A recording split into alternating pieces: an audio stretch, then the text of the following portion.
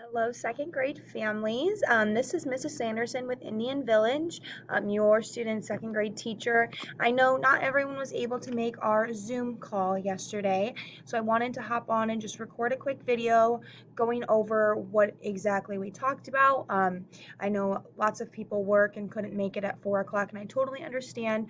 So this video is going to kind of debrief you on everything we went over yesterday in our Zoom call.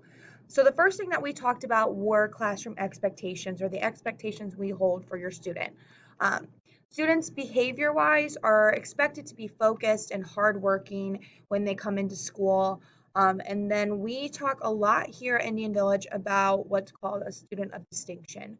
Now, your student will know what this means. Every day we have a student of distinction pledge where basically they are pledging to be responsible, respectful, and overall making sure they're staying safe, making sure other kids are staying safe, and doing the correct thing. And they know what that is. So they pledge to do that every day. We also have a class rules poster combined of 10 rules that everyone has agreed to follow here in our classroom. Everyone has signed that rules poster, which is almost what we call like a classroom contract, where they know that they need to be following these rules and they will follow these rules. Those things, kind of some examples are don't run in our class. Always make sure you're being respectful of your materials and my materials. Always choosing to be kind to an individual, never being mean to somebody, things like that. So our classroom rules are very much so focused around being kind to all of our classmates. We also, like I said, we expect them to be considerate of other children's feelings, especially when it comes to things about like playing outside and somebody might need someone to play with and you should include others at recess. So just some things like that. If we notice students going above and beyond their given expectations, we have a color chart and a color system basically for behavior. So it goes blue, green, yellow, orange, and red. Every student starts on green every day. Green is good. Green is you are doing what is expected of you. Now, if we see them going above and beyond expectations or doing something absolutely spectacular, always doing their work, consistently having good behavior, consistently being kind and respectful to other people, maybe it's cleaning up after someone or just going the extra mile and picking up stuff on the floor or just really doing anything above and beyond expectations, they'll move up to blue, which is like you're doing exceptional, you're doing great.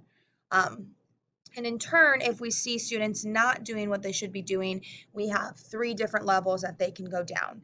And the way it kind of works is any given day they can go up or down throughout the day. It's not like if they go down, they can't go back up. The next color under our green, which is where everyone starts, is going to be yellow. And yellow is more of a verbal warning to the student that this is the behavior that you are doing that needs to be corrected.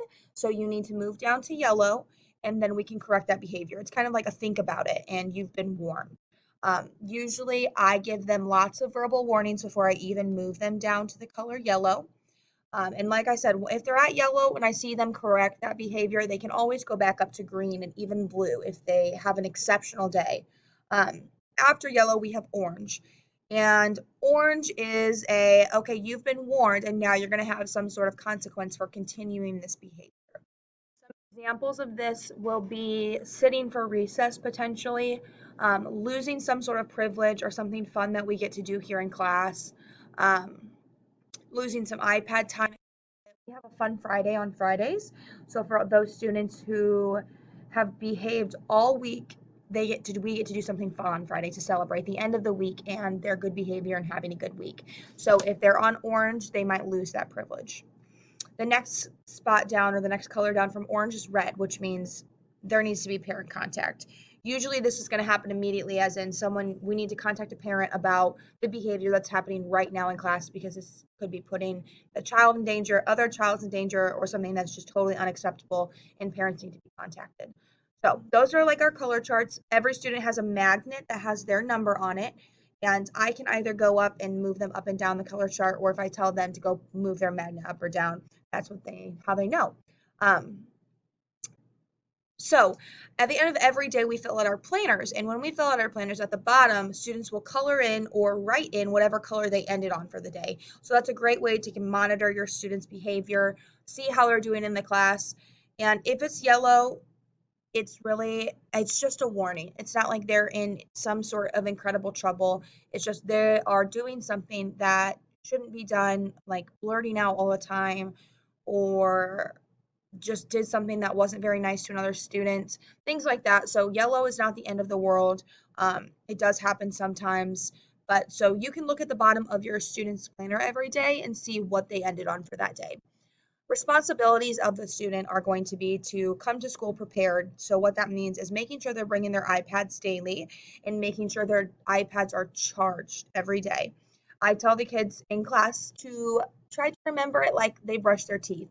You brush your teeth every night before you go to bed. You need to remember every night to plug your iPad in before you go to bed. They also are to bring their planner and their folder back with them every day. So those are the three things that they should have every day with them: their iPad, planner, and folder. I understand sometimes crazy things happen and you forget it or it got left somewhere, and those things happen. Um, and I understand that, but if you can always do your best to make sure your student has their iPad and it's charged, that would be exceptional. With all the safety precautions we have been taking this year, the iPads are a great tool for classroom because then we don't have to use so much stuff with our hands and they can do it on their iPads. And a great example is just books. We do have a classroom library set up here. I try to let them use their iPad to read books as much as we can to limit the amount of contact that is happening with the books.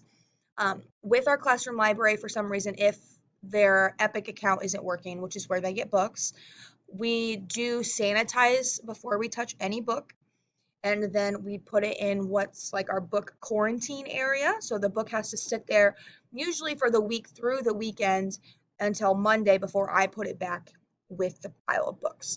And then if they want to touch another book, they have to re-sanitize their hand and then touch the book, another book. Um, so those are the things that they're expected to bring in. On Thursdays, we have library. So they can keep their library books in their desk. They can keep them in their book bag. They can take them home with them.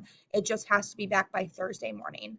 Um, on PE days, they're expected to have tennis shoes here or wear tennis shoes to school for gym class. And they can keep a pair here if you want, if you would like to send a pair with your child to school to keep here, that's totally fine with me.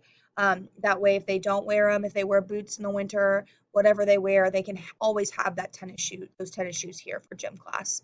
Um, it is beginning to get colder and colder as we live in Indiana. We know that the temperature drops pretty quickly here from our fall months to our winter months. So bringing a jacket would be a great something to start. I know a lot of kids bring hoodies and sweaters.